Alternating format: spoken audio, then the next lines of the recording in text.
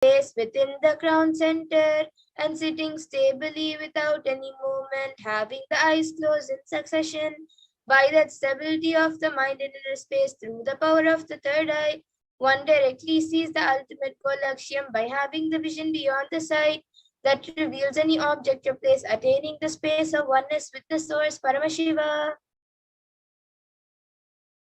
And the Apta Pramana for this power of third eye is from the Bhagavad Gita. Natu mam shakyase drashtu manenaiva swachakshusha divyam dadami te chakshuhu pashyam me yogamaishwaram. Bhagavan Krishna says to Arjuna, but you cannot see my cosmic form with these physical eyes of yours.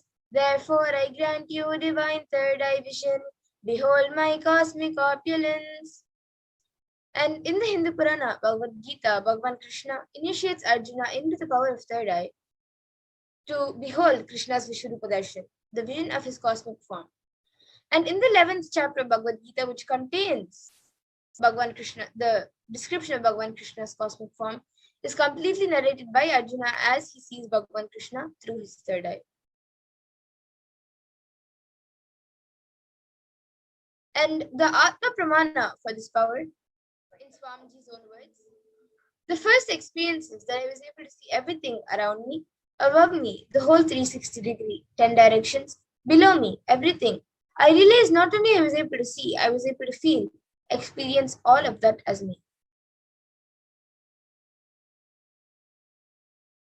And the next is the Pratyaksha Pramana, which is the empirical evidence from observation and scientific experimentation. So as all of you can see, using PET, a positron emission tomography, the brainwaves of the Supreme Pontiff Hinduism himself was measured. And it was measured that when doing daily activities, there was high activity measured in the brain. And when in deep samadhi state, only the third eye region is active and almost 90% of the rest of the brain is at peace. So now we will be getting into the Sakshi Pramana, where each and every one of us will be manifesting the powers ourselves, as all of us have been initiated into the powers now. So to get ready, you all can click on the timestamp camera, which is an application from the App Store. If you don't have it, you can download it now. And then ensure that the time is shown on the screen. And make sure that the camera is facing you. So you can place the camera, the phone, in whichever device or whichever device you're recording in. You can keep it standing in front of you in a way that you are shown in front of you. And when you start taking the video, ensure the time is shown on the screen. So you can take a few moments to set this up.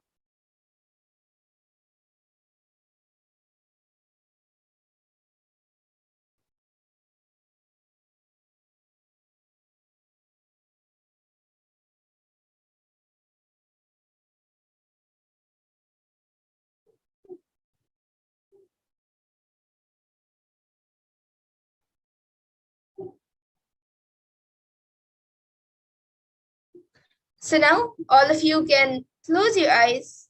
Please close your eyes with the blindfold which you have, or an opaque cloth which you have. You can tie your eyes now.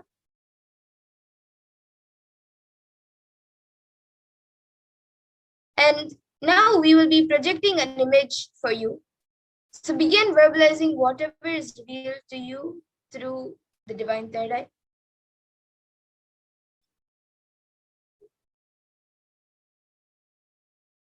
Now all of you can start seeing what is revealed to you in the third eye. The picture is being projected.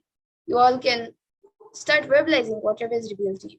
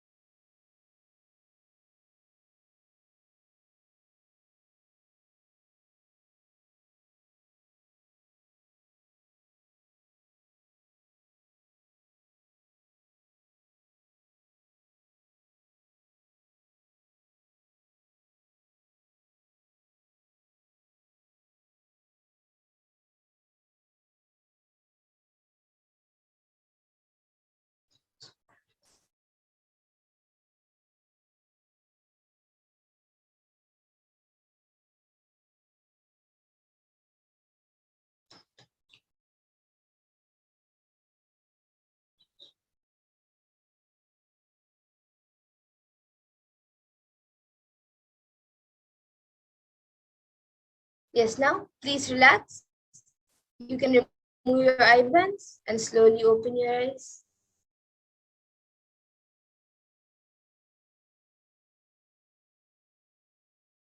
Please take a few minutes to type down what was revealed to you in your third eye.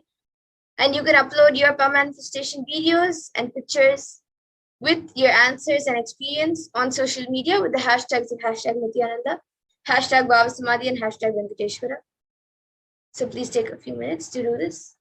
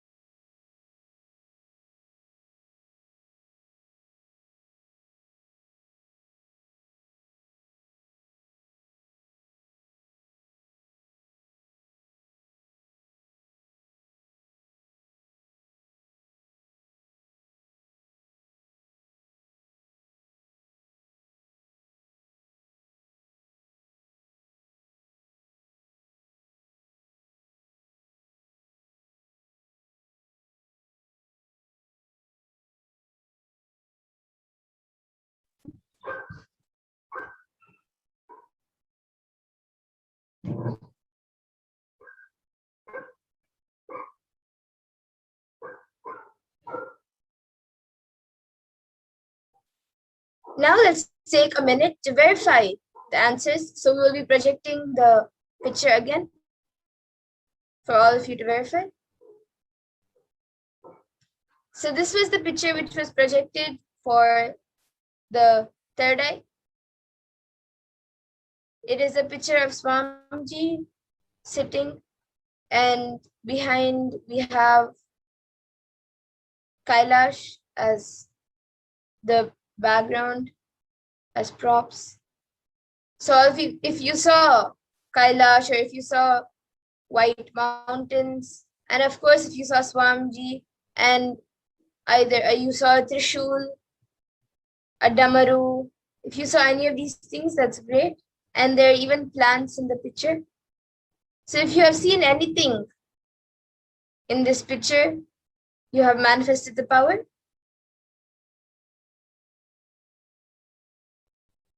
And now let's move on to the next power, where we will be manifesting the power of Mahima.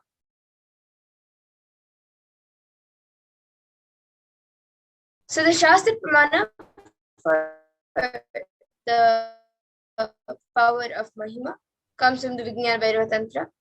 Mahima vyapya chastanam brihadehendriyadibihi tritiyam kayata siddhim aishwaryam manimadikam. Bhagavan Paramashiva says, Mahima is the power to exist pervasively with the help of huge bodies, organs, and such others. These three lordly powers, Anima, Laghima, and Garima, are expressed through body. And the Apta Pramana for this power of Mahima comes from the great Purana of Ramayana, where Lord Hanuman wanted to cross the ocean to reach Lanka, where Devi Sita was held hostage. So he was stopped. When he was crossing the ocean, he was stopped by a demon named Surasa. And the demon demanded that anyone who has to cross the ocean must first enter into her stomach, and for her to eat. So Hanuman stretches himself to 10 yojanas, and 1 yojana is approximately 7.6 miles. So then Hanuman stretches further.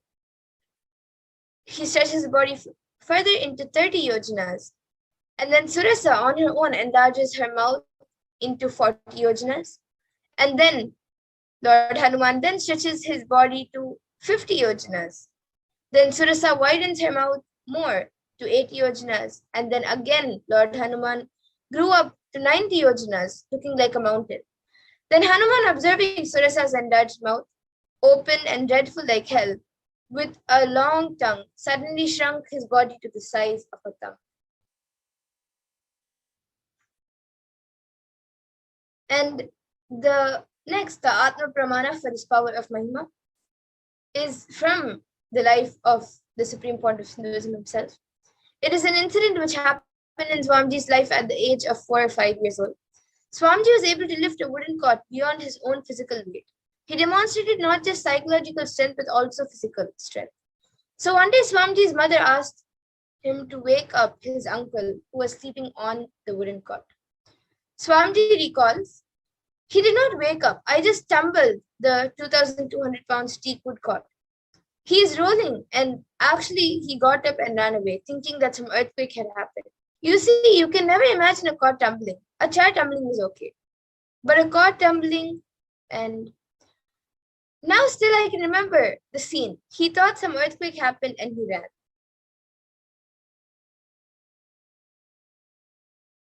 And now you can all see also a few screenshots taken from social media where devotees and disciples have shared their experience of manifesting this power of Mahima. And now we ourselves will be manifesting the power of Mahima. So we will be entering into the first round. And in this round, as we did before, all of you can click on the timestamp camera and ensure that the time is shown on the screen, and make sure that the camera is facing you. So please take a few moments to set this up. And in this round of manifestation, we will be measuring. You can measure your finger or your hand. You can use a measuring tool, to measure the height. If you don't have a measuring tool, then you can pick a paper and a pen and mark the height of your hand or finger on the paper, and you can mark it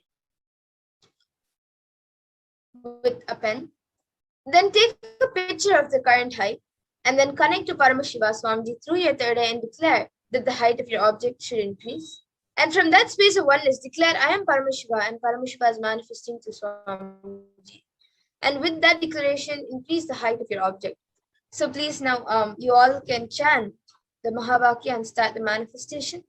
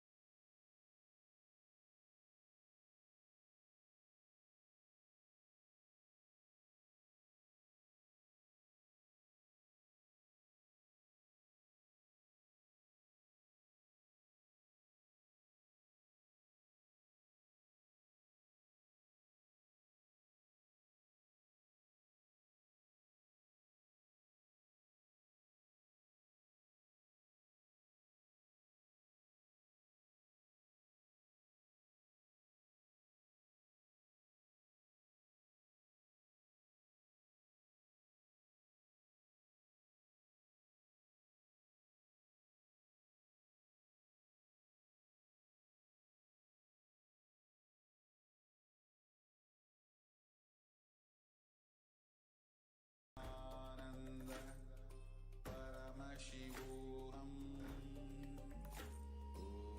Om Nithyananda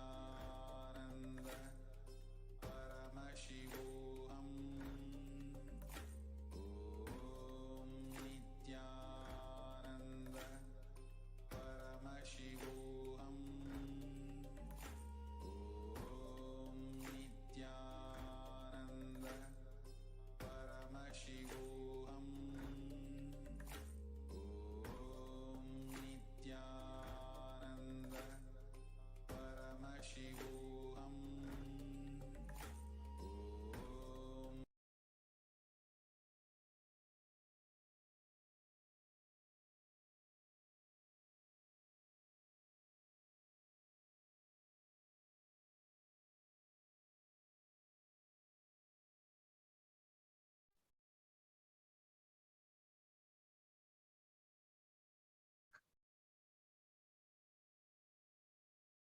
Yes, now let's take a minute to verify the manifestation.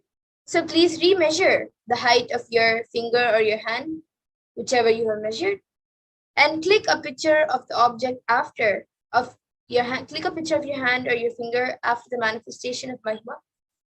And you can compare the previous one with the current one. And any changes indicates a successful manifestation. So you can take a few moments to remeasure.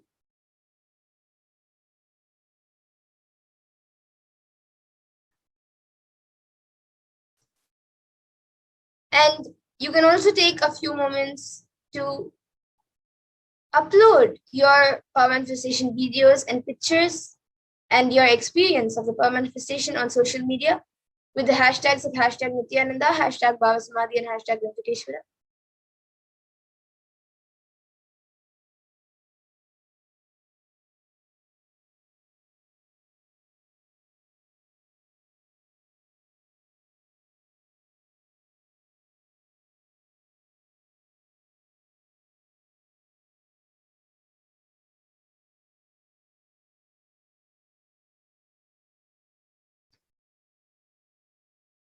And we'll now be getting into the second round of Mahima.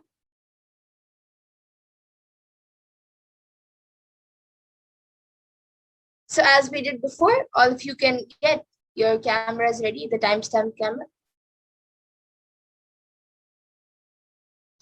And in this round of Mahima, you can pick any object that you want to use for the manifestation, which you can use for the manifestation by increasing its height. Measure the object by using a measuring tool, or if you don't have one, then you can place it on a paper and measure it on the paper with a pen. Then take a picture of the current height of the object, and then connect to Paramashiva Swamiji through your third eye and declare for the height of the object to increase. And from the space of oneness, declare, I am Paramashiva, and Paramashiva is manifesting through Swamiji. And with that declaration, increase the height of your object. So now please chant the Mahavakya and start the manifestation.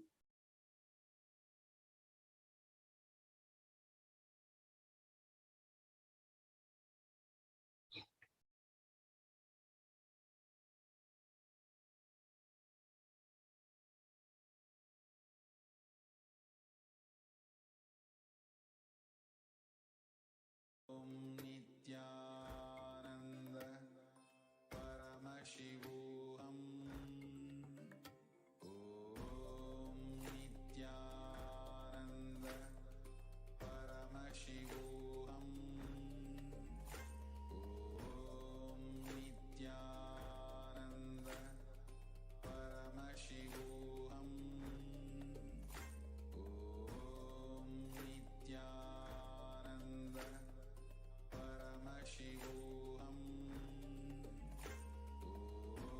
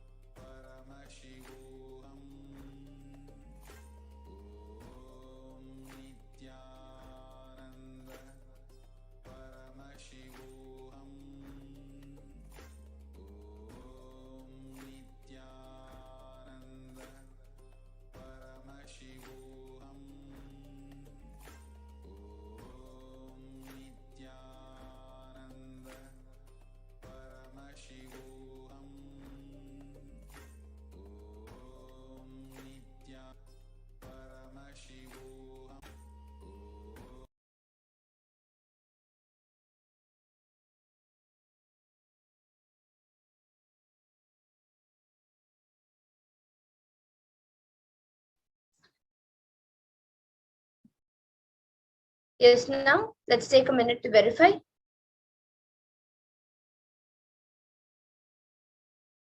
So please remeasure the height of your object and click a picture of the object after the manifestation.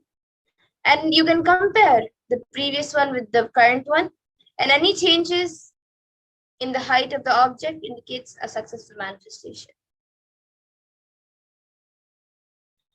And you can also take 2 minutes to quickly post your power manifestation videos and pictures on, and also your experience on your social media with the hashtags of hashtag Nithyananda, hashtag Bhavasamadhi, and hashtag Venkateshwara.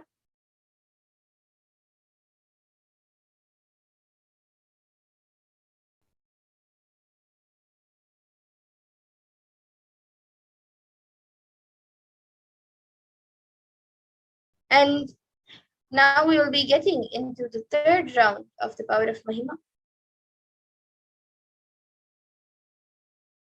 So as we did before, you can get your timestamp camera ready. So please take a few moments to set this up.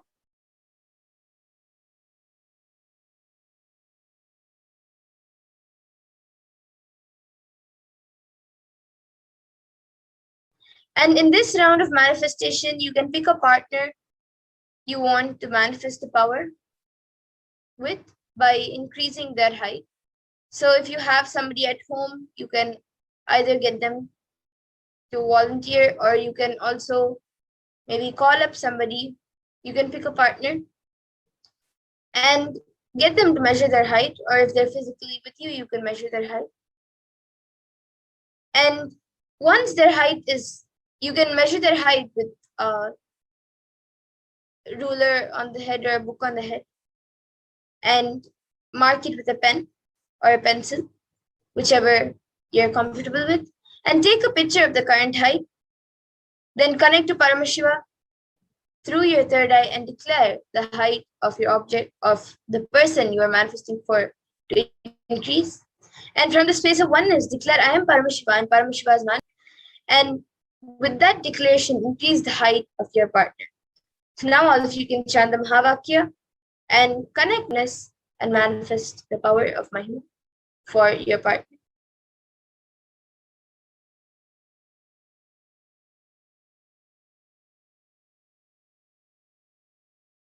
Nithyananda Paramashivoham. Om Nithyananda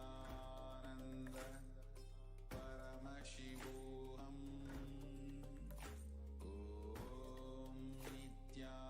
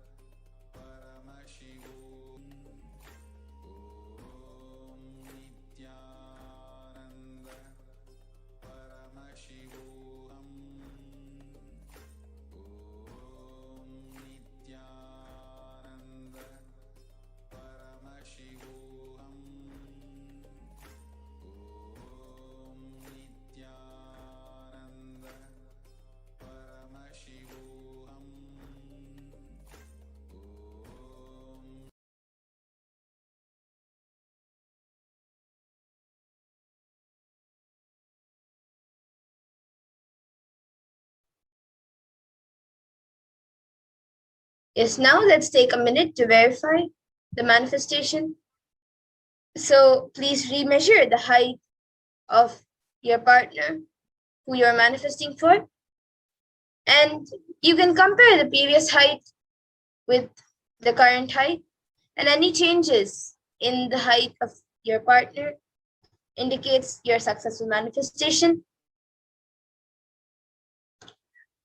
And you can also take a few minutes to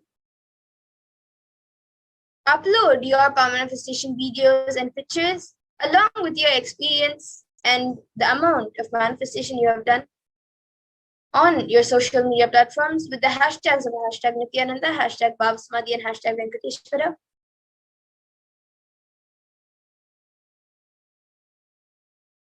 And now with this, I thank all of you who are watching us for joining us for this Venkateshwara Bhavasamadhi Darshan. And we will now be concluding with the Purna Mantra. Om Purnamada Purnamidam Purnat Purnamudachyate Purnasya Purnamadaya Purnameva Vashishyate. Om Shanti Shanti Shanti Hari Om Tat Sat Sarvam Bhagavat Shri Nithyananda Paramashiva Padukar Pranamastu. Om Nithyanandam. Thank you everyone and for joining us today, and please stay tuned for the further programs and further sessions which will be live. And once again, I thank all of you for joining us. Thank you, Nithyananda.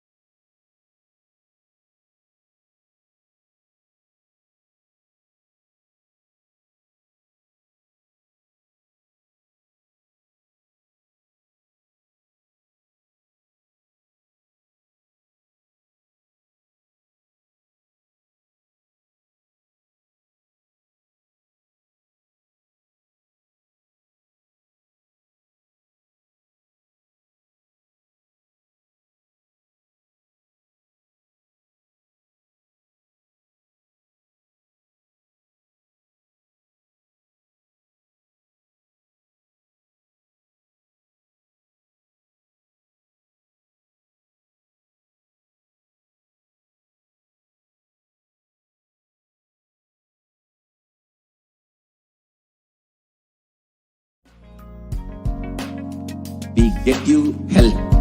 We get you ability to build beautiful relationships in your life.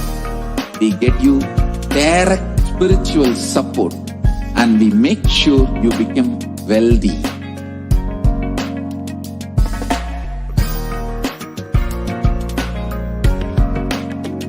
We won't stop giving you just good life. We will literally not stop till you live enlightened life. Manifesting the state of Paramashiva, space of Paramashiva, powers of Paramashiva, being of Paramashiva.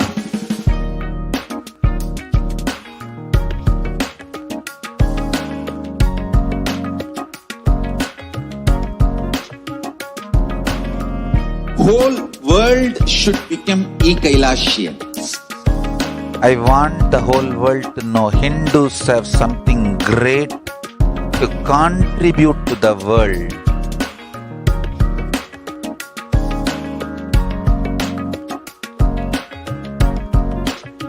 We have something great to contribute to the world. Let us do that.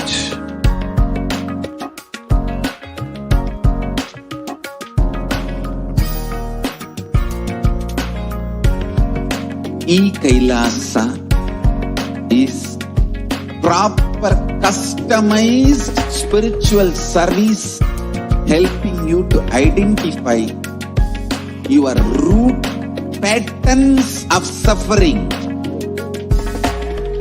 We have perfected the science of helping every individual from every cultural, religious, nationality background.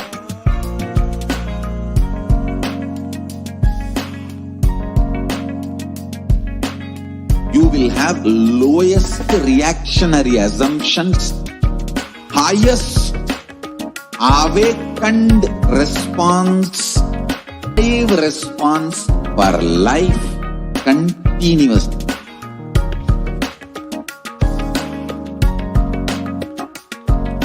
E-Kailasa is enlightenment ecosystem, literally enlightenment itself in your own home, wherever you are. Proper customized spiritual service helping you to complete with your life negativity. Withdrawal from life, self-hatred, self-denial, self-doubt, so much of tiredness, laziness. We can support you aligning your diet, your attitude, your aptitude, your understanding about life. We can help you with everything.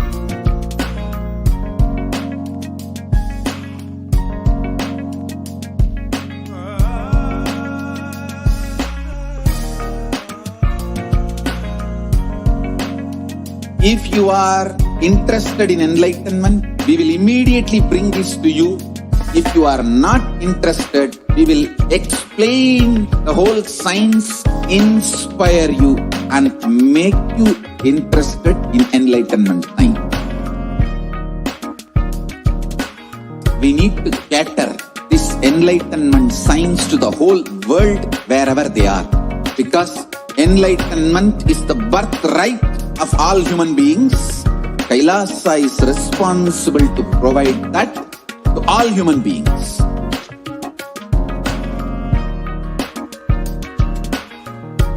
Kailasa is the totality of the knowledge I received from my gurus and practice manifested in my life, perfected by teaching millions of people from all cultures, time zones, backgrounds, genders, nationality, race, from every creed.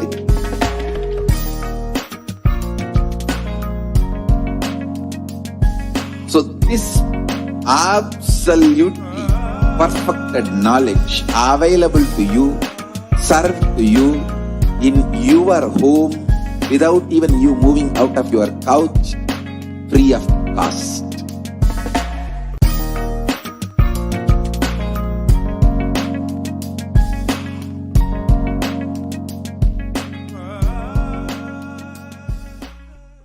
Just be alive for next 3 years. Don't die within next 3 years.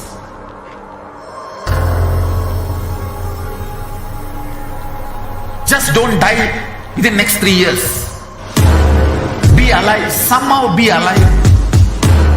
I'm working sincerely. I will reach you somehow. Somehow I will reach you. It's my commitment to humanity.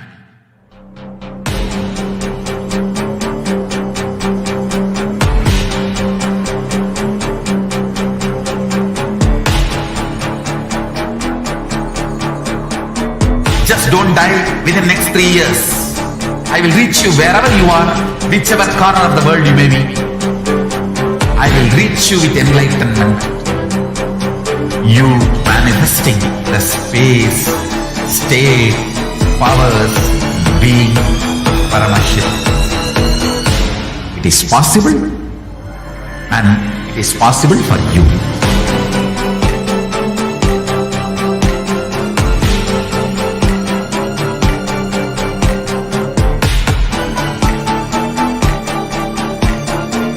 Paramashiva will reach you with enlightenment science. I know he is going to do the job.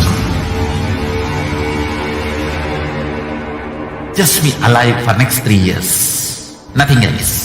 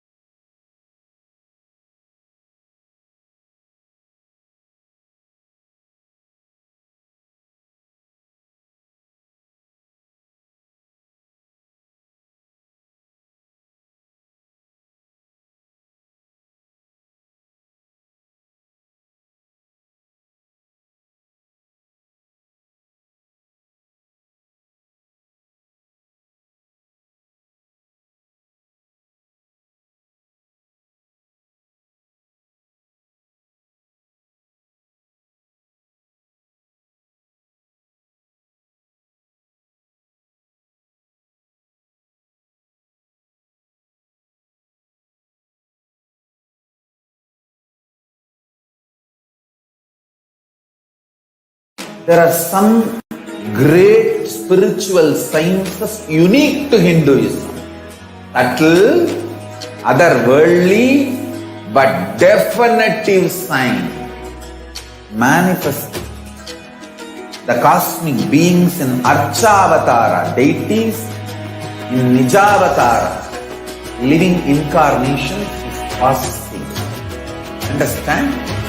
Kriya Pada of Vedas and Agamas elaborately explain the whole science of making the cosmic beings manifest in Archavatara, deities and Nijavatara, living incarnations, both. During the Bhava Samadhi Darshan, literally those cosmic beings manifest through this body. Just like how they manifest in Archavatara, deity, they manifest in Nijavatara, Pratyakshavatara, and give you all you ask, bless you. You see, each God is an independent intelligence to lead you to enlightenment. Each God is a bridge for you to achieve the Shivatva, the ultimate Shiva consciousness. Krishna is the bridge for you to achieve the Krishna consciousness. But the Shiva consciousness, Krishna consciousness, all consciousness is one and the same. Ultimate consciousness only. So that energy itself completely expresses. Just like Radhika, when I see her, I become eager to taste it. I find that the only way to relish this sweetness is through the constitution of Sri Radhika. Bhava Samadhi Darshan is a window to the infinite expanse of consciousness, allowing us to glimpse the formless in a way that we can understand. It cleanses the karmas of lifetimes. It awakens our biomemory to the space of Paramashiva, the ultimate consciousness, and creates a deep and lasting transformation in us.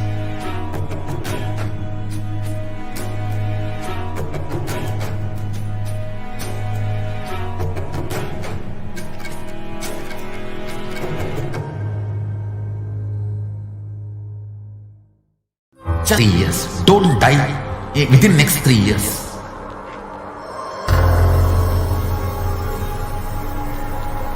Just don't die within next 3 years. Be alive, somehow be alive. I'm working sincerely. I will reach you somehow. Somehow I will reach you. It's my commitment to humanity.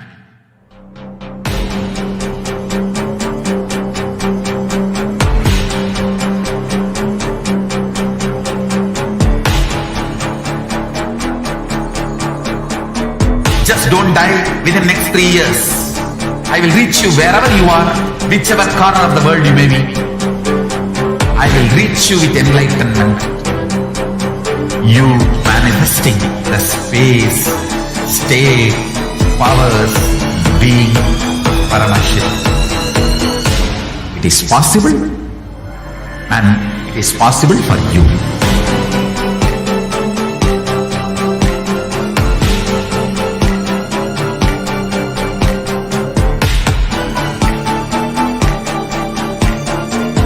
Paramashiva will reach you with enlightenment science. I know he is going to do the job. Just be alive for next 3 years. Nothing else.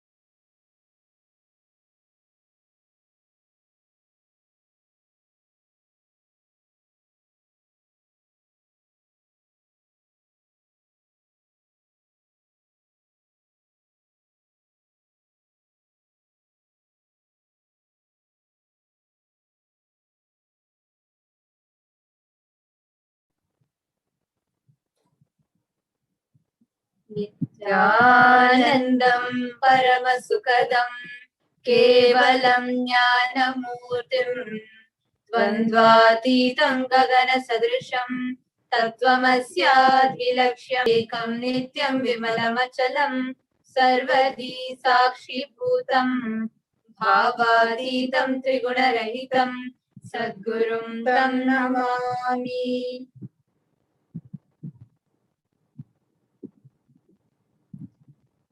Nithyanandam, dear viewers, we welcome each and every one of you back for yet another very, very exciting and extremely informative segment. And all of us just enjoyed the Bhava Samadhi Darshan of Bhagavan Venkateshwara and the powerful session of power manifestation. And we have a great news to share with all of you, and especially all the 2 billion Hindus across the globe. This is a very, very, very exciting news for all of you. Actually, the world with 7 billion plus people existing is diverse. There's so many cultures, people with so many backgrounds, so each of them with different beliefs, different experiences, and many of them following their respective religions.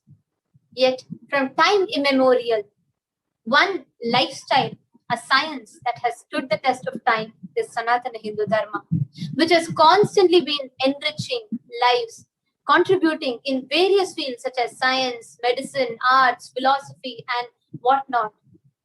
And being one such important religion and a lifestyle and a science that flourished, it has also faced immense persecution and attacks. This is the only religion. Actually, this is a greater science of life as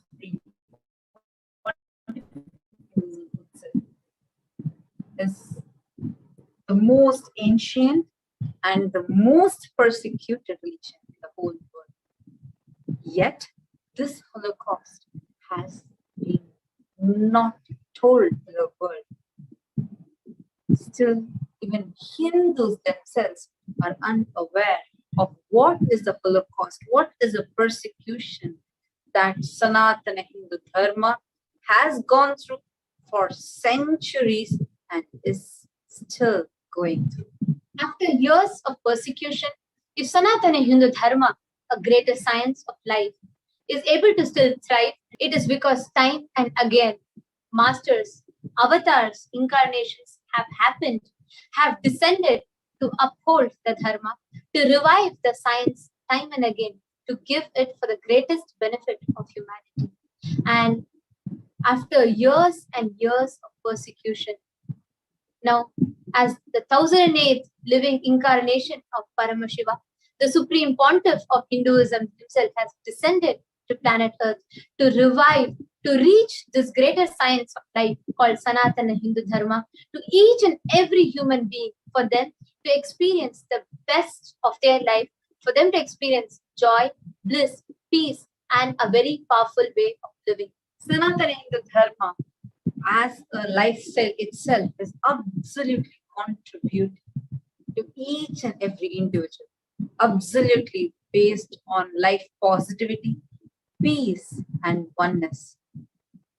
And today, we are having a very exciting news that we are waiting to share with all of you on how this Holocaust faced by Sanatana Hindu Dharma. Actually, if all of you have been following, seeing the daily issues, you would have seen a lot of Holocaust, like the material that we had shared on what kind of Holocaust that Sanatana Hindu Dharma has gone through and is continuing to go through, and how the Supreme Pontiff of Hinduism is literally like a hologram. All that persecution put together, the persecution he is going through. And most importantly, the Supreme Pontiff of Hinduism is standing as the voice of the 2 billion Hindus, spearheading the whole revival of Sanatana Hinduism and taking all the persecution and attacks that happened to Hinduism to the platform to tell to the world and to get us our legitimacy back in every level. And as one of the important steps in that, at the recent International Religious Freedom Summit that has happened, the Kailashians represented the whole of Hinduism as a voice of the 2 billion Hindus, sharing with the world the persecution that has happened to Sanatana Dharma.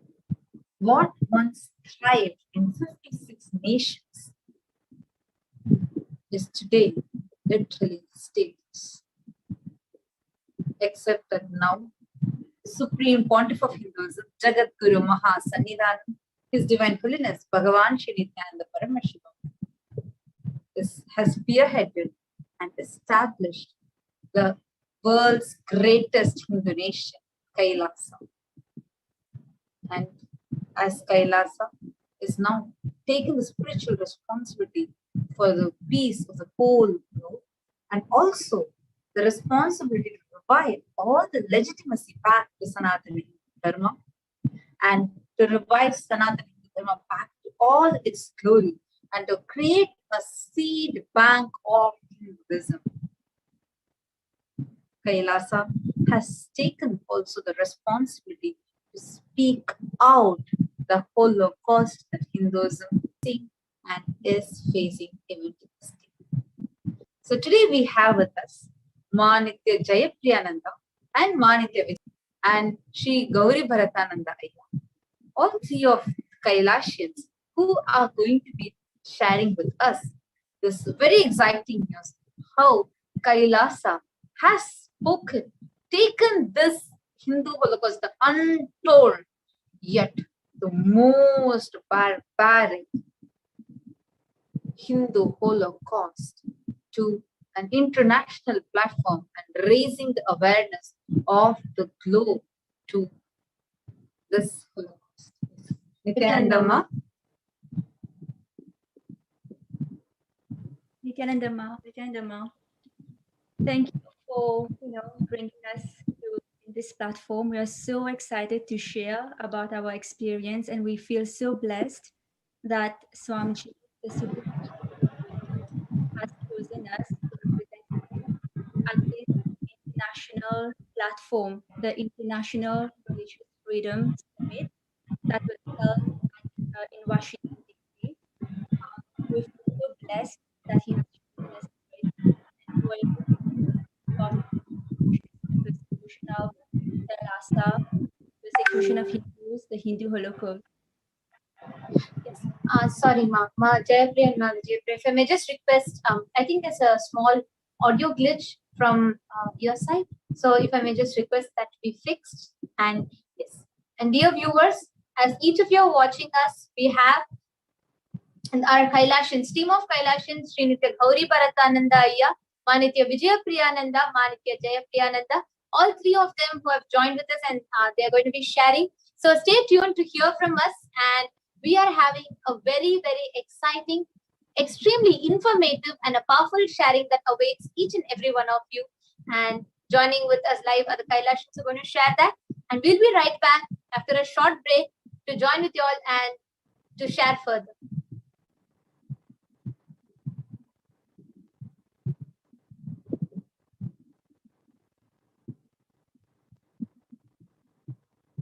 There are some great spiritual sciences unique to Hinduism. Subtle, otherworldly, but definitive sign. Manifesting the cosmic beings in Archavatara, deities in Nijavatara, living incarnations is possible. Understand? Kriya Pada of Vedas and Agamas elaborately explain the whole science of making the cosmic beings manifest in Archavatara, deities and Nijavatara, living incarnations, both. During the Bhava Samadhi Darshan, literally those cosmic beings manifest through this body. Just like how they manifest in Archavatara, deity, they manifest in Nijavatara, Pratyakshavatara, and give you all the boons you ask, bless you. You see, each God is an independent intelligence to lead you to enlightenment. Each God is a bridge for you to achieve the Shivatva, the ultimate Shiva consciousness. Krishna is the bridge for you to achieve the Krishna consciousness. But Shiva consciousness, Krishna consciousness, all consciousness is one and the same. Ultimate consciousness only. So that energy itself completely expresses. Just like Radhika, when I see my own sweetness in the mirror, I become eager to taste it. I find that the only way to relish this sweetness is through the constitution of Sri Radhika. Bhava Samadhi Darshan is a window to the infinite expanse of consciousness, allowing us to glimpse the formless in a way that we can understand. It cleanses the karmas of lifetimes. It awakens our biomemory to the space of Paramashiva, the ultimate consciousness, and creates a deep transformation in us.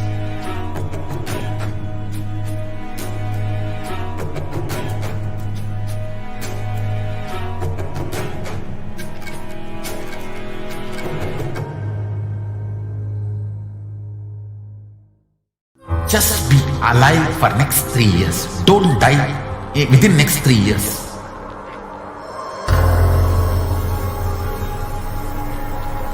Just don't die within next 3 years. Be alive. Somehow be alive. I'm working sincerely. I will reach you somehow. Somehow I will reach you. It's my commitment to humanity.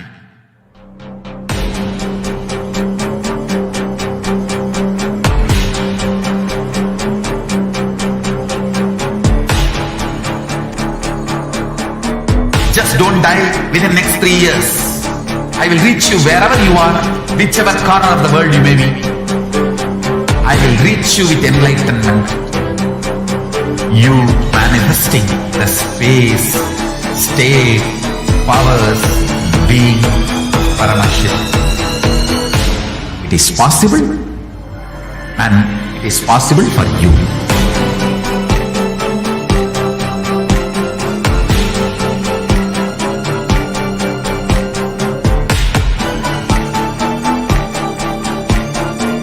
Paramashiva will reach you with enlightenment science. I know he is going to do the job. Just be alive for next 3 years. Nothing else.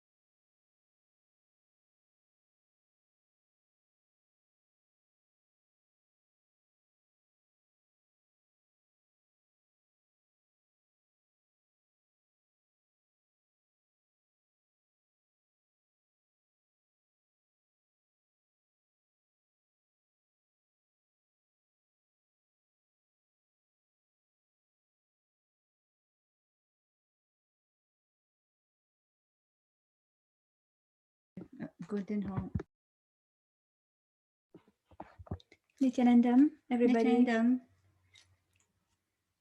we feel so blessed today to be here and sharing about our experience, and also we feel so lucky and blessed for Swamiji, the Supreme Pontiff of Hinduism, to have chosen us to represent our nation at the International Religious Freedom Summit that was held in Washington, D.C. And this has been the largest and most important religious freedom event of the year. There was over 1,200 people attended, from government agencies to civil society organizations. And there was over 10,000 people who attended online. And we now give the platform to Gauri Bharatananda, so he can give us a context of the summit. Nithyananda Maya. Nithyananda Ma, I think there is an echo coming from your side. Can you mute your speaker? Oh, yes, I am.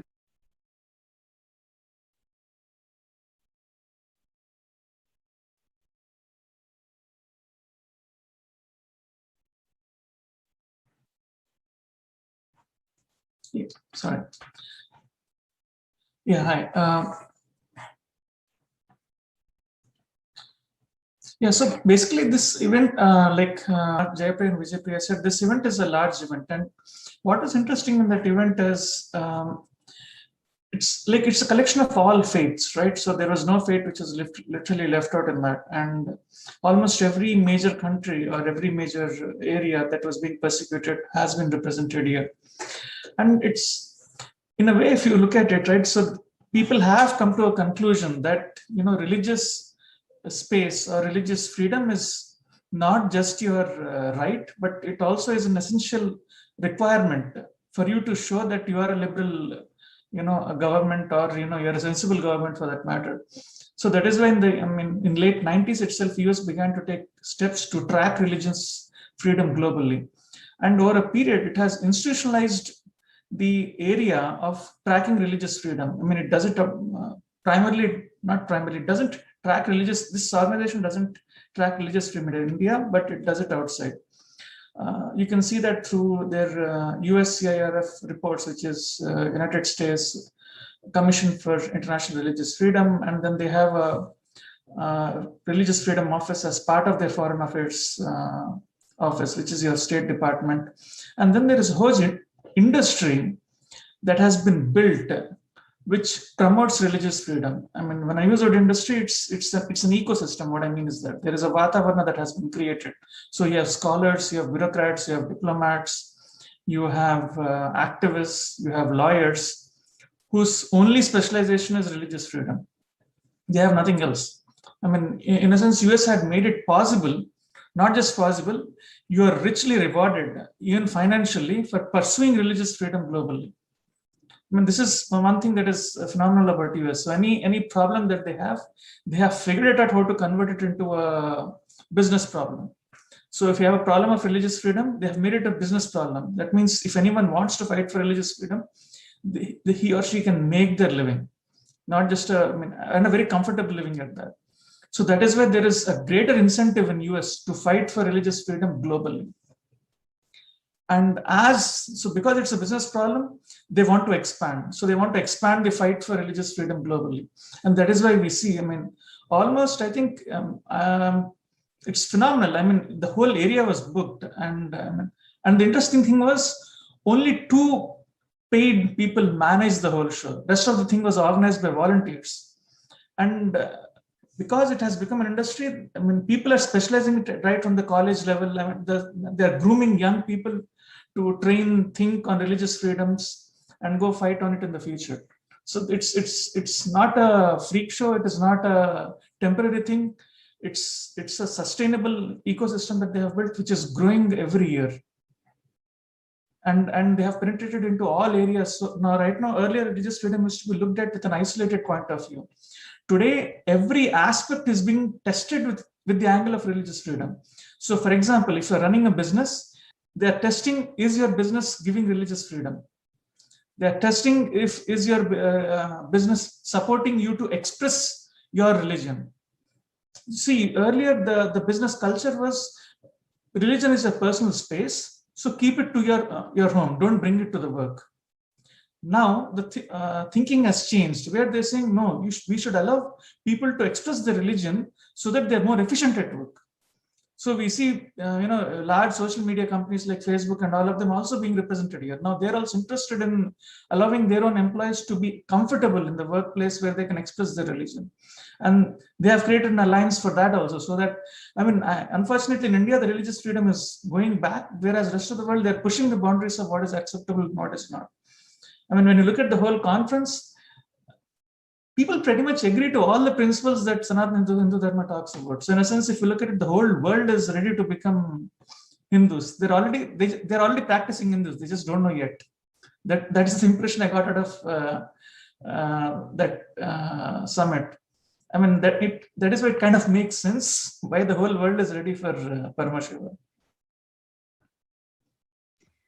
Actually, I want to add to this. So there was one person, and he was a Muslim, and he shared about the free will, like how the Lord gives the free will to people, even though they can make everybody, like a practicing, have a faith, but the Lord chooses for the person to have a free will. And this is exactly what Swamiji says, Paramashiva, he has the power he has the power of attorney, but he decides to give us the free will. So like you said, is right, they don't know, but they are practicing Hindus. It's the same principle that they are following. Yeah, it is very enlightening to see. The level of collaboration and cooperation different religious entities on the ground are having to promote freedom of religion is phenomenal. It's a global movement. There is no stopping it. I'm confident about this as well. See, earlier religious freedom was in the domain of non-religious people only. Today, religious people have taken over the, pushing the boundaries of what is religious freedom. So they know that they're an unstoppable force. It's like that's what gives us a lot of hope. That the Kailasas, the roadway to Kailasa is through the government and people of US. Yes, and religious freedom itself is so important to US. And people like former Senator Mr. Brownback is advocating for religious freedom. Yeah, he's not just an ambassador. He built his entire career on religious freedom. He was an ambassador at large with the Foreign Office during Trump time. Now he's the new one is yet to be appointed, but for them it's such a serious issue that they have decided to appoint in the next, I think, couple of weeks. And a lot of interesting people, and we had I think one very interesting encounter with an Indian Christian, and once we started to talk about Swamiji and what he's trying to do, and for him it was a no-brainer. He knew that Swamiji will be attacked. He says, I'll be surprised if he's not attacked. He's posing a serious threat to a certain institutions, and from his point of view, he's saying that I think that's what Swamiji says, right? Other people, outsiders, understand me better than Hindus themselves. This is a classic example. Like everybody understood immediately why Swamiji is being persecuted. We didn't have to explain them much. And they were very, very concerned with the level of persecution that was happening.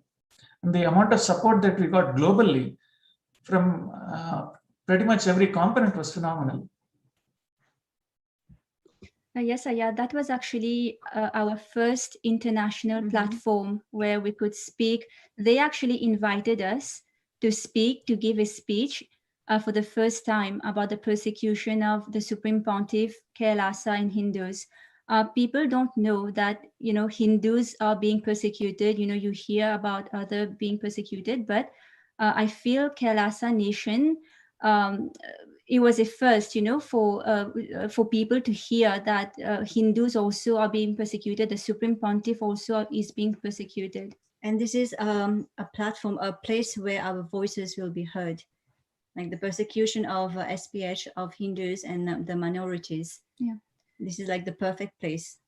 And like you said before, people were so shocked when they heard that, the Supreme Pontiff, his passport was illegally taken. He was exiled.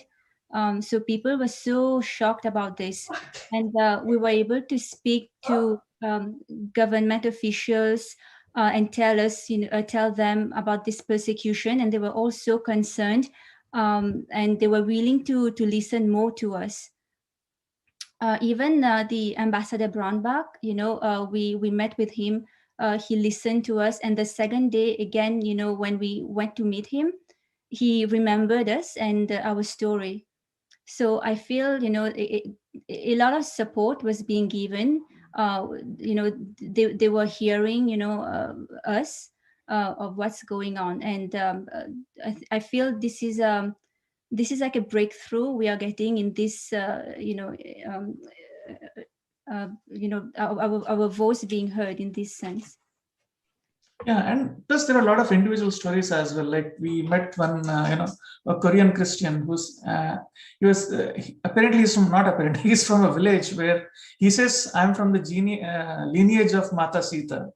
Then he went on to explain that his village is where there is a stone which the Queen Ayodhya, a queen named Ayodhya, came from Uttar Pradesh and became the queen of South Korea, and the entire bloodline of South Korea comes from that queen. And he explained to us how there were two parts of the rock.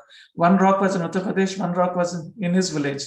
And when they did the carbon dating the dating process on that, it was found to have the same age, and which revalidated that it came from Uttar Pradesh, or it could have come from South Korea. But looking at the stone characteristics, it came from Uttar Pradesh. So a lot of interesting, and he ended up, because he couldn't make it to my remarks, he felt very bad, and he, got one blessing shawl, which the Buddhists wear, like a white one, and he bowed down and gave it to me, and then he gave a Tibetan incense, which is part of their blessing, like a prasad kind of thing. Yeah, it was very moving. We had a lot of individual offers of support as well. Some support from at the organization level, but we had a lot of individual support, like a spontaneous support at the individual level. Yeah, and also the person from South Korea, he said he's the descendant of Mata Sita, and as a child he was studying Ramayana at school. So and he was so happy when he came to our table and looking at Swamiji's books, Avatar Shastra, the Sarvanyapita book. He was really, really happy, and so many other people like that. There were Jews coming to our table and looking at Swamiji's books and being impressed. They were like, "It's so colorful, it's so nice." And so many other people coming to us, asking, who we are, who we represent, and wanting to take pictures and knowing more about Swamiji and Kailasa Nation. Yeah, and the purpose of this summit is actually for each and every religion to support each other. It's not a Hindu supporting Hindus. It's a Christian supporting Hindus, Muslim supporting Christians, or Sikh. It's like that. Like everybody supports everyone, and help in any persecution that's happening. Yeah, interestingly, we ran into one Hindu. Couple of Hindu organizations who claim to fight for Hindu human rights. When in our discussions, their worldview was Hindus are not persecuted in India, and which is not surprising. A lot of people are not aware of this persecution in India. And then after my remarks, these same guys, the guys from the same organization, reached out to me, and they were actually concerned, like, why would India persecute Hindus? That was their whole worldview. Like, India is a Hindu country, and why would Hindus persecute Hindus? And then when I went on to explain to him that it's the gap. It's not the Hindus persecuting Hindus. It's actually a politically motivated militants who are persecuting Hindu gurus, and it is so systematic and so violent. And because there is no one speaking about it globally, and people are turning a blind eye towards it, it is never being I mean, nobody ever notices. I mean, that person was visibly, shaken, or he went pale when we explained, when I ended up explaining those details. I mean, it's kind of an interesting eye-opener, I hope, for them.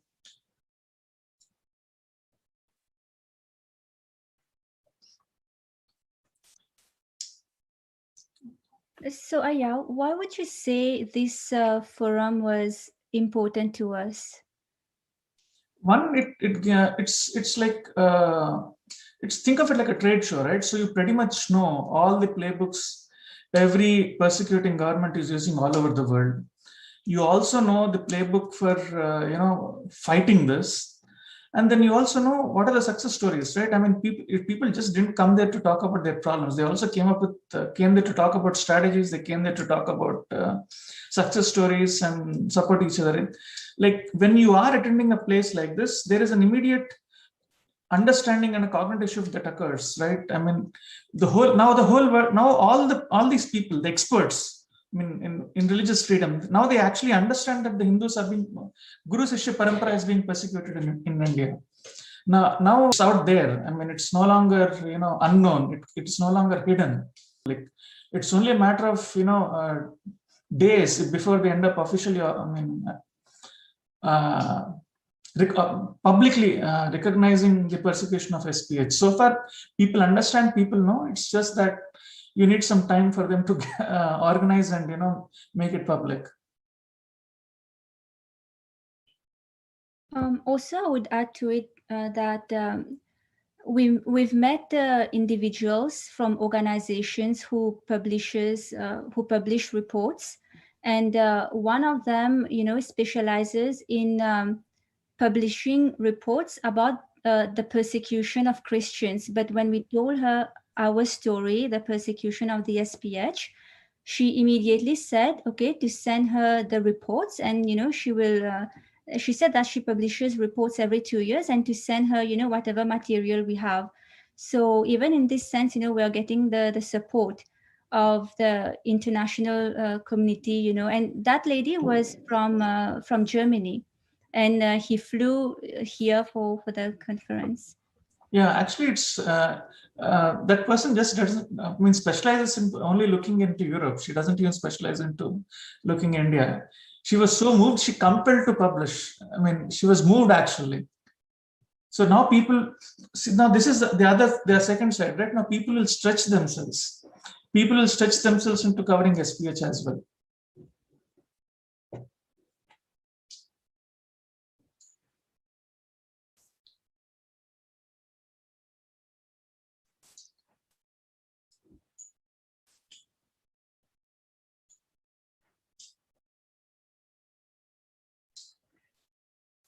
Yeah, sorry.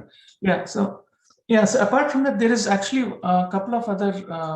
We ended up meeting a few specialists who look at policy decisions. Like the way they work is they organize country-specific seminars where they end up discussing with their counterparts globally, and try and map it to and try and look at the situations. Right now, because this this understanding of Hindu persecution is already out there.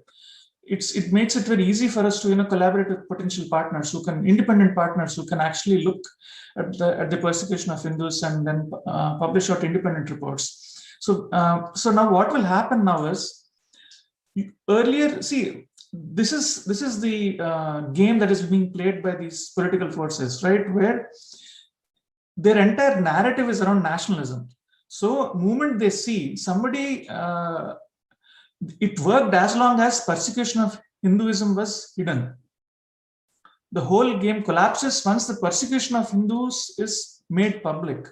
That is what is going to happen. Like once the persecution of Hindus is made public, the whole political militant neo-Hindutvas, their story will begin to collapse, unravel very quickly. Yeah, on and all, it was a great experience there. I mean, it's definitely, it gave us an insight into what the policymakers are thinking, what they look for. And apart from that, understanding of what, activists are pushing for. I mean, it's very clear that there is definitely a shift which has happened in the world. It's very apparent. And plus, this was conducted after 16 months in one area, right? Because of COVID lockdown, there was not much activity that was happening. So all the more, I mean, people were doubly motivated to, push this even further. So yeah, almost every community was represented, every sub-tradition, every tradition, and the level of organization that is there globally. So I mean, and the amount of collaborations that each organization does with each other, right? It's not one organization fighting isolatedly. It's a network of organizations who end up collaborating with each other.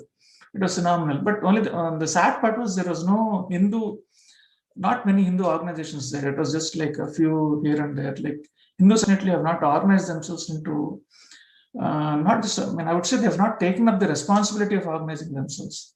So this is where the collective integrity that Swamiji talks about comes to play.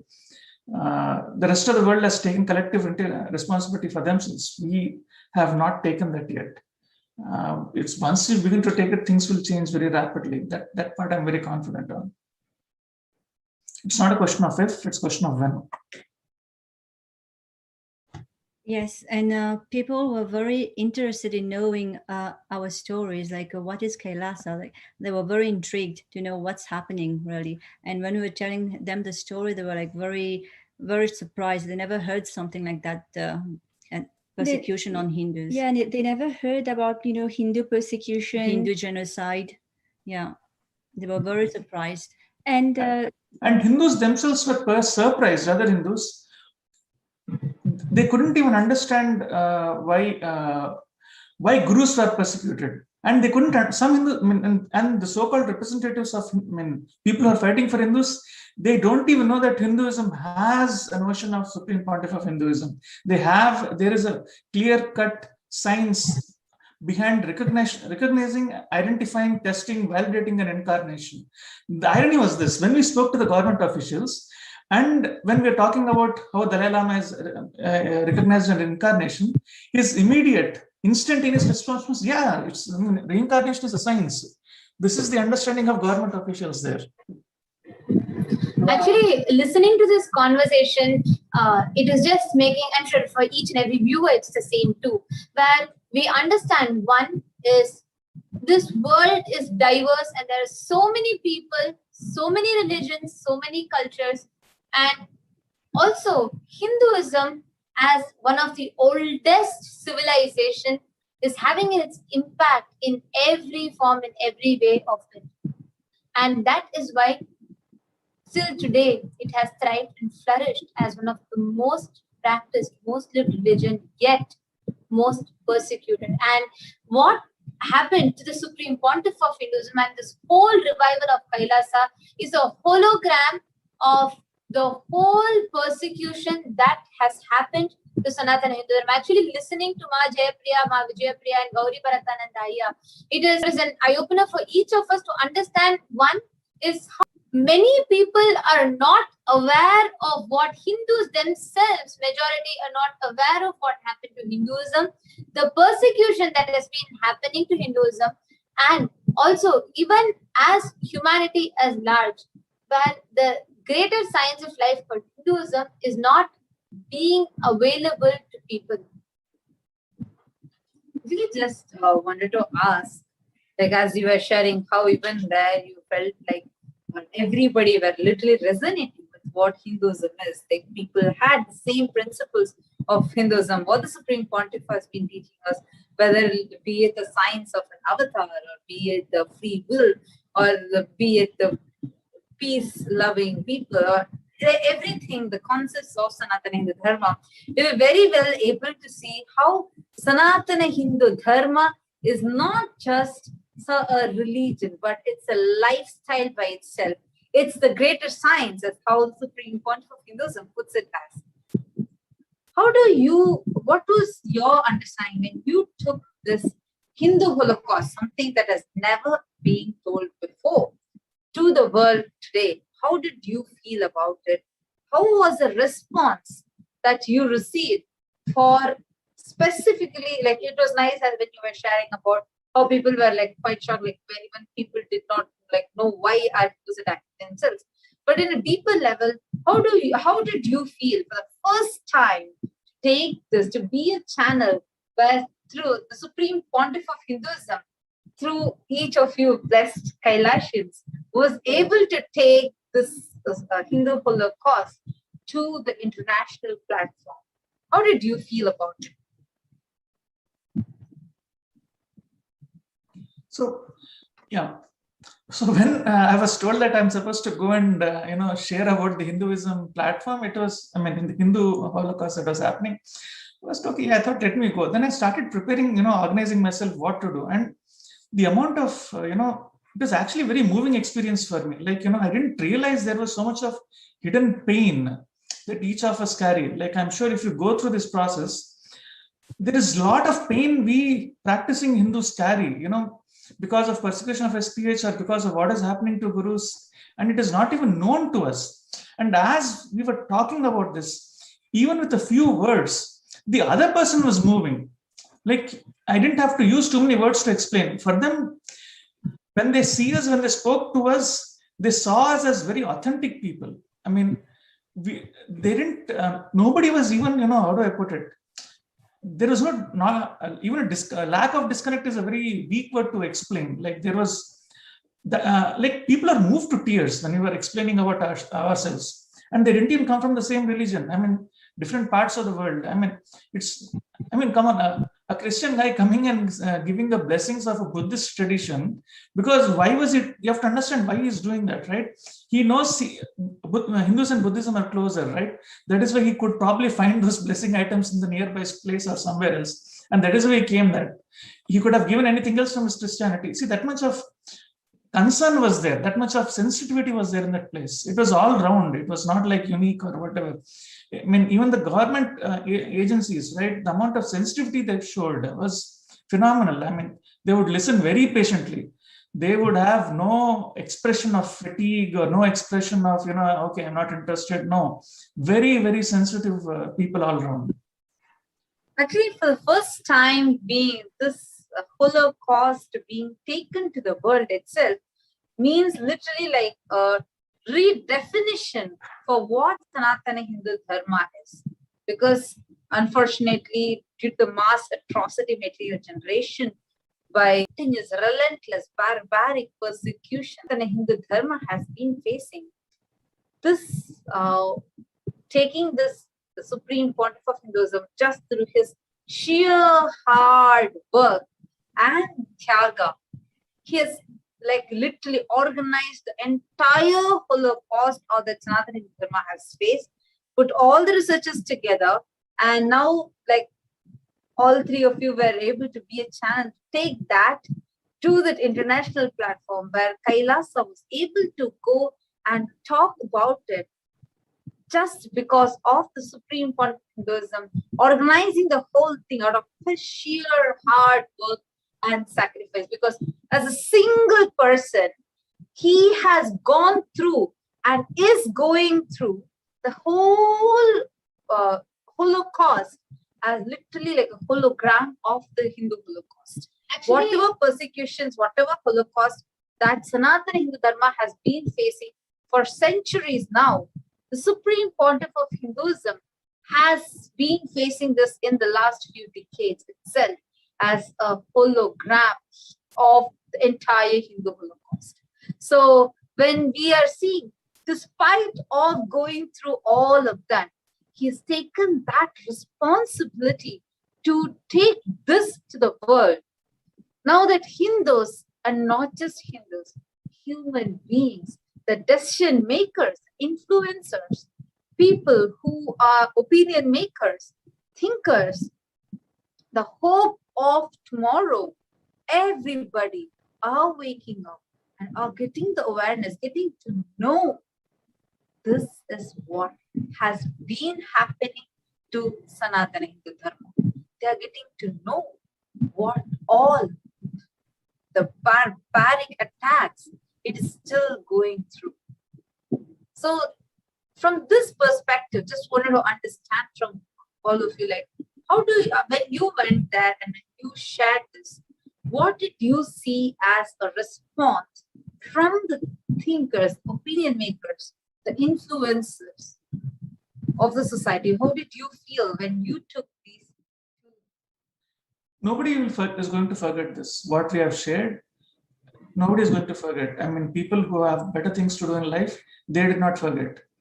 So it is now part of the memory of all the opinion makers, all the thinkers. Because the kind of things that they have heard, see, it when we were sharing, it has moved them. Now, such an experience, nobody is going to forget. It doesn't happen very often, right? It happens very rarely, and it's now because it is part of their memory, right? Now, as we go and approach it more, they already, everyone recognizes us now. It's like, people came to us, like when, and people are curious, right? What we were doing there. I mean, it's like it's part of the memory of the rest of the humanity. Like it's there is no going back around this. Yes, Aya. So- Actually, people were coming to us and asking, are you Hindus? And so proudly we would say, yes, we are Hindus representing Kailasa Nation, the Supreme Pontiff of Hinduism. And I feel so blessed to have been given this opportunity to represent Swamiji, the Supreme Pontiff of Hinduism over there. Actually, Ma, on this note, I would like to ask one question to all three of you, Ma, Jayapriya, Ma, Vijayapriya, and Gauri Bharatani. See, as Hindus, when Swamiji, the Supreme Pontiff of Hinduism, is standing as a hologram of not just what's happening to Hinduism now, but the years of invasions, persecutions, and attacks, be it in terms of losing our intellectual wealth or how we were looted, how our women, how the whole matriarchal society that flourished was destroyed from its root, how the education system was strategically collapsed, and how our economic strength was just brought down. We were looted, and we were strategically, the whole Sanatana Hindu Dharma was trying to be uprooted by various other forces and various other elements. Up to this day, even today, because Supreme Pontiff of Hinduism is standing as a voice, and because Supreme Pontiff of Hinduism is reviving in one, and the Supreme Pontiff of Hinduism has one of the most progressive stance in reviving the Sanatana Hindu Dharma in one of the most practically applicable way for the modern minds today. And how do you think, when you took this persecution and you shared this with people, what do you think is the difference that you see happening, especially when you are having this opportunity and blessing of representing the Supreme Pontiff of Hinduism and Kailasa, when you share with people about persecution, about what Hinduism has, what has happened to Hinduism and what is the revival that is happening? What is the difference that you see when you share this, not just in terms of people, how they take it, but how do you think this is making a difference in the revival of Hinduism, in the happening of Kailasa at large for humanity? Earlier, I used to struggle, how do we make Kailasa happen? How Swamiji will do it? There was a lot of unknowns, a lot of questions, a lot of, it is I wouldn't use the word anxiety, but it is, a point of thought, let me put it that way, right? Because, in Swamiji said, it's going to happen, right? Paramashiva, there is no stopping it. But you still carry that, worry or, that tension or whatever you want to call it.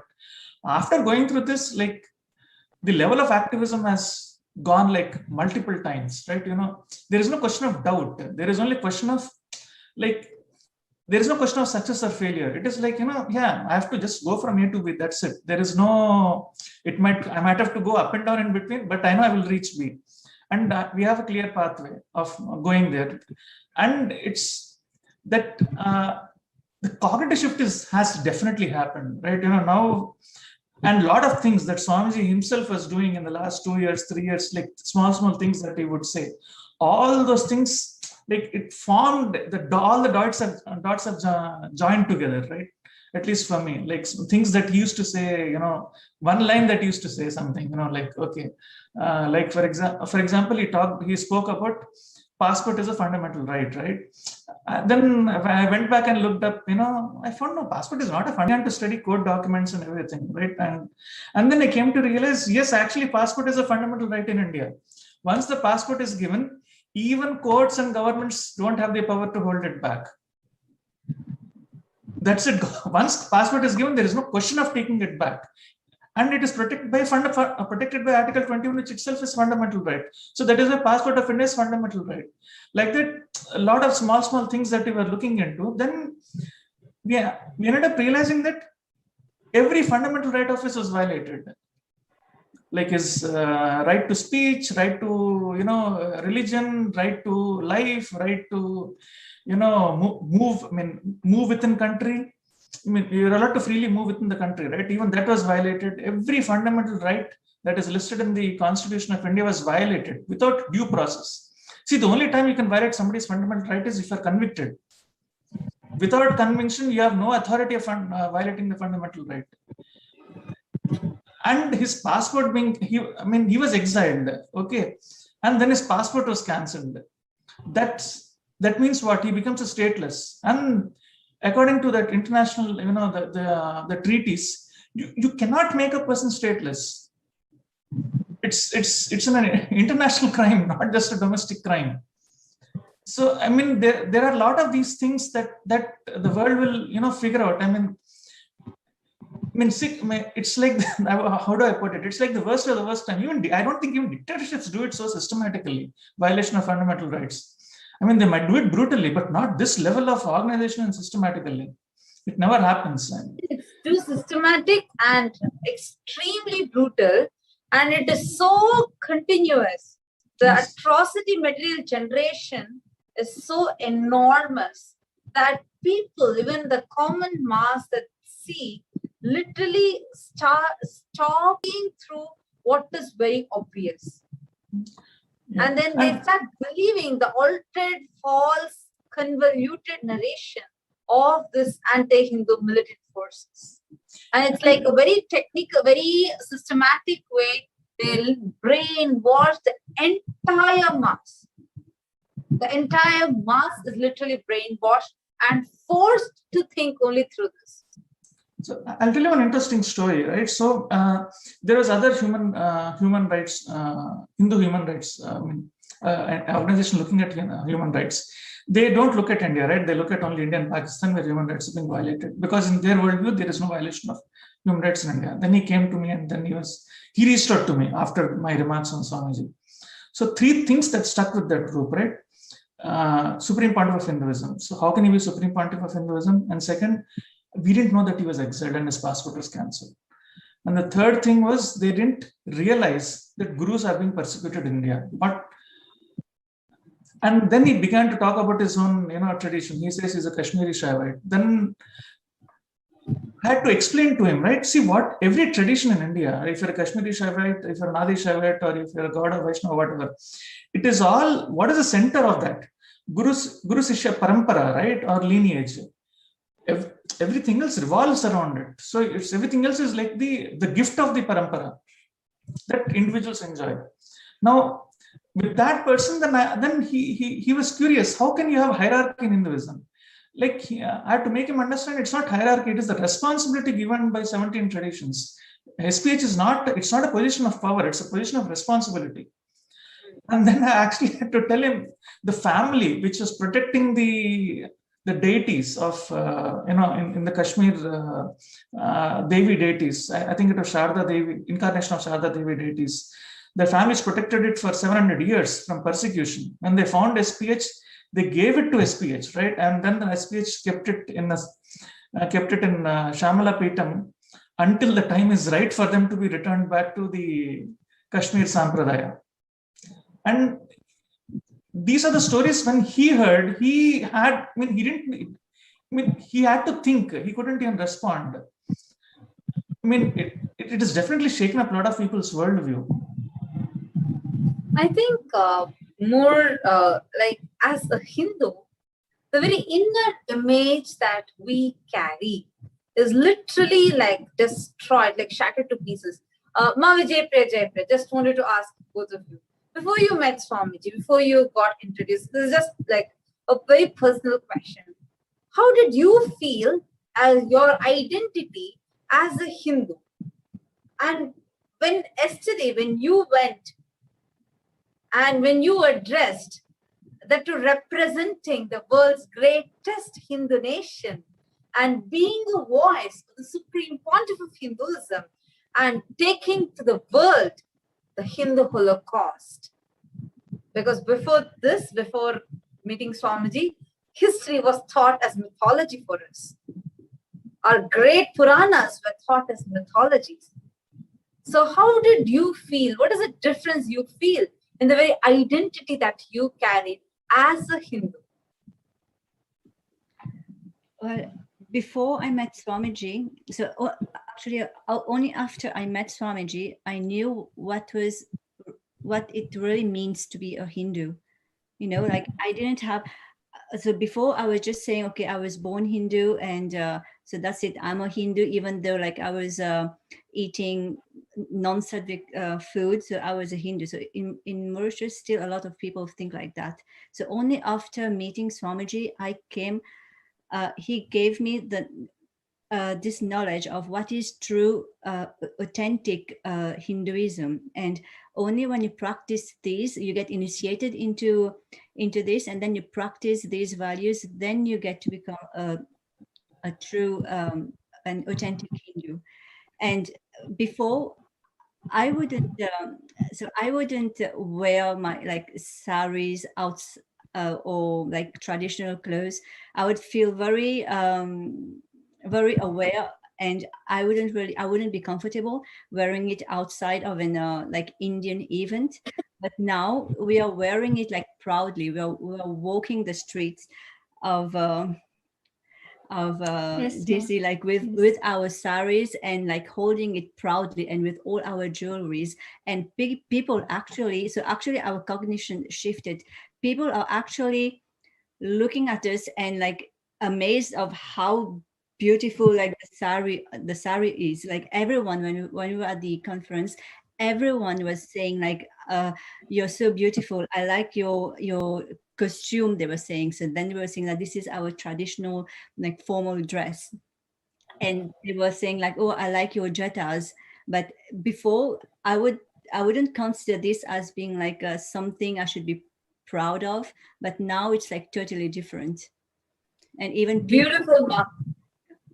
Actually, because see, just a few centuries before, we actually once upon a time, we had 56 nations. It was Hindu nations. And apart from that, just in like even when the British came and occupied India, 900 Hindu Rashtras were there. 900 just within India, the princely states, that's how they called it. So when we are being like persecuted with all these other things, only what the Supreme Pontiff of Hinduism, Swamiji has revealed to us, has shown with the record, with the proof, he has shown to us, educated all of us. But otherwise, we as a Hindu are identityless, literally.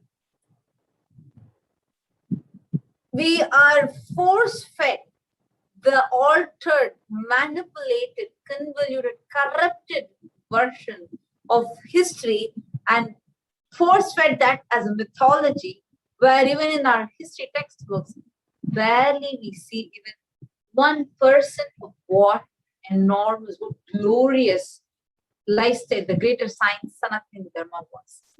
So seeing this today and like going and having an opportunity to be that channel, to be that voice, it's something phenomenal. Because right now, when you are going and when you are talking something, you're not talking from an idea or perspective that of you being an individual, but being a voice of the one who is the voice of the 2 billion Hindus, and the one who is taking this for the first time to the world. I actually like, just when you take this, when we actually see this Hindu Holocaust, the real Holocaust being spread, the awareness increasing to all the Hindus, I think that itself will be a big wake-up call, that people can just see how the same strategy is used again and again and again to persecute all the Hindu gurus. So this itself would be a wake up call, and this will literally shake their very core, shake and change. Like if you remember very recently in Parashakti Akashic reading, Devi was revealing what who a Hindu is and how it is important for the Hindu to be responsible for keeping up the dharma. So now when we take this to the world, and now that the international, the decision makers, the elite of the society are starting to become aware of the Holocaust, this itself is forming the grounds for the real Sanatana Dharma to be known to the world. Actually, And not just, sorry, just one correction, Ma. It's not starting to be aware, they're aware now. The actual thinkers are already aware now. See, the way it works is, in the decision makers, you have a whole bunch of researchers, policy makers, those actually do the research. Now, all of them are aware. There is no cross section that you can think of. Every combination of religion, geography, specialists, they're all aware now. There is no question of decision makers or the strategists not being aware. Strategists are aware, decision makers are aware. I mean, by the time it's like they just have to go through the process, right? The people at the top are aware, but they will not take a decision until subordinates below them go through the hard work of documenting it properly, doing the analysis, reports, counter reports. They have, it's like publishing a journal, right? You have to go through a proper procedure, get it vetted, validated. All that paperwork that needs to happen has to happen. Once that is done, the decisions will come. But everyone is aware now. It's no longer starting to be aware.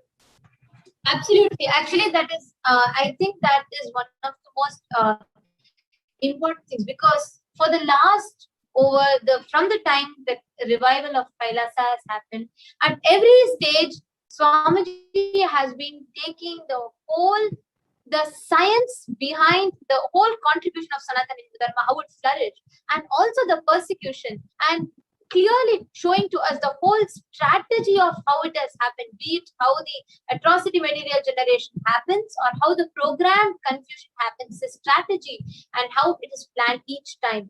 And each time the Supreme Pontiff of Hinduism is taking it to a larger audience, making more people aware and presenting to the world statistically, scientifically, and telling the truth as it is factually to people without any kind of exaggeration or alteration.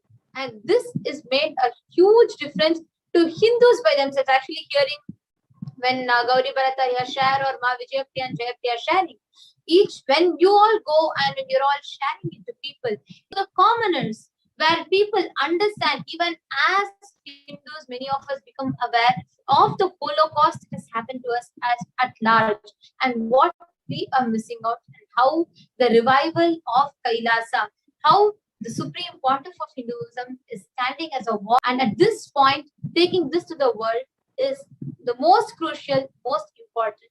Like Devi had revealed in one of the Parashakti Akashic readings, it is not about the invasions, the attackers who are active, but it is the Hindus themselves who are inactive, is directly the cause for the Holocaust and the destruction. So on this note, just would like to ask all three of you, is there anything else that you want to share with the viewers, with everybody, about the whole of the summit that happened, and any other thing that you would like to share? Ma Jayapriya. Go ahead, Ma. Yes, Ma, I would say the summit definitely gave us the direction, how to proceed, who to reach out to. And definitely it's a hope, like how Akilaya has said, Gauri Bharatanandaya has said, that now the decision makers know that the persecution on the SPH has happened, is happening. So now just the process needs to be done. But that itself is a big, is such a relief, a big hope for us Hindus, that our voice is being heard on the international platform, and also getting the support of the international community. Yes. this has opened a lot of doors. Yes. And a lot of people, decision makers, reporters, writers, organizations who publish reports, now they are aware that this is happening to the Supreme Pontiff of Hinduism, and also that Hinduism has a guru shishya parampara. So I feel, because that was also, we discussed about this, so it's like now they know that even Hindus have a lineage, guru shishya parampara, and Swamiji is the has been coronated as, and has been recognized as the Supreme Pontiff of Hinduism by over 1,000 Hindu leaders. See, even the people, right, Hindus who denied the existence of SPH, they don't have an argument against it anymore. Like, they had to accept that he was the SPH. Yes. Whether they agree it or not, they had to accept. They didn't have any way of countering that. Yes, they couldn't even say otherwise, that no, he is not, he cannot be. So that is, I feel that is established now. He is the Supreme Pontiff of Hinduism, of 2 billion Hindus. No, it was already established a while back. It's just that the opponents have no argument around it. Yeah.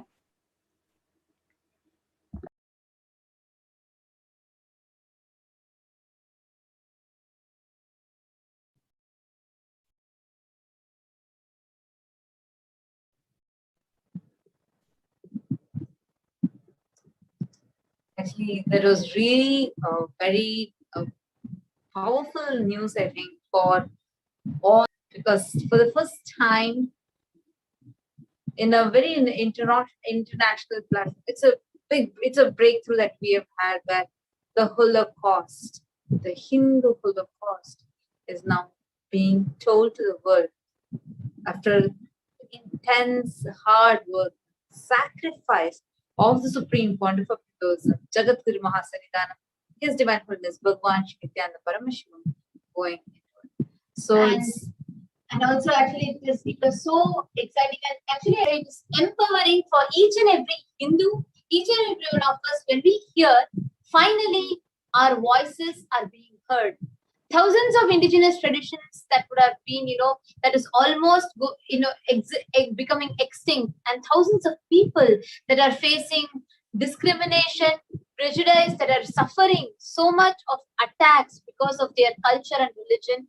Each of them will feel empowered, because be it how Swamiji has been taking a very progressive stance on each of this, reviving these sciences, reviving these traditions, protecting these indigenous traditions, plus how Swamiji has been proactively, continuously taking this to the platforms, reaching the persecution of the world and bringing a solution to it. And each time, be it when recently UN had recognized the persecution that happened to the Supreme Pontiff of Hinduism, to Hinduism at large, and to Kailasa, and now taking it to the international platforms, to the summits, each time it is empowering for each and every one of us Hindus that we have a voice, we have the hope. The Supreme Pontiff of Hinduism is leading a huge change for humanity at large by reviving Hinduism, establishing the world's greatest Hindu nation, Kailasa.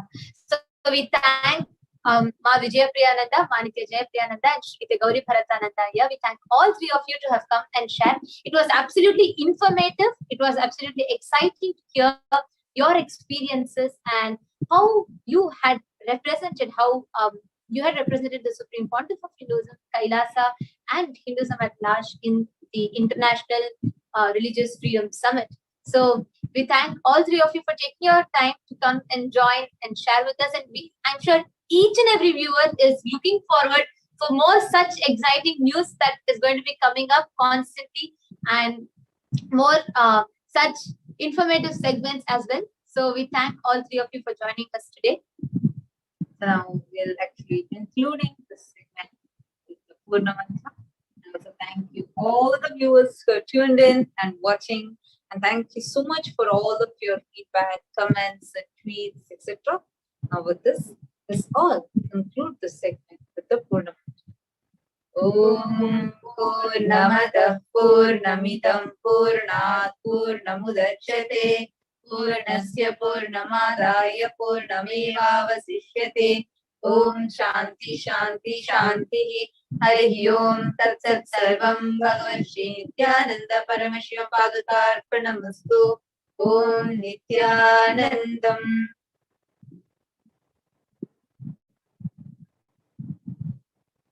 Thank you so much.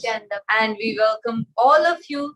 Let's all meet back again at 4 p.m. Indian Standard Time for the next live program.